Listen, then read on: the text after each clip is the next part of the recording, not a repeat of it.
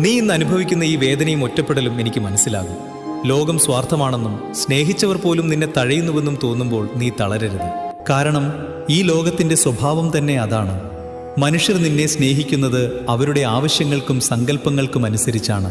ആ ആവശ്യങ്ങൾ തീരുമ്പോഴോ നീ അവർ ആഗ്രഹിക്കുന്നത് പോലെ പെരുമാറാതെ വരുമ്പോഴോ ആ സ്നേഹം മങ്ങാൻ തുടങ്ങും. അത് അവരുടെ കുറ്റമല്ല, അത് മായയുടെ കൗശലമാണ്. എന്നാൽ നീ എന്നെ നോക്കൂ.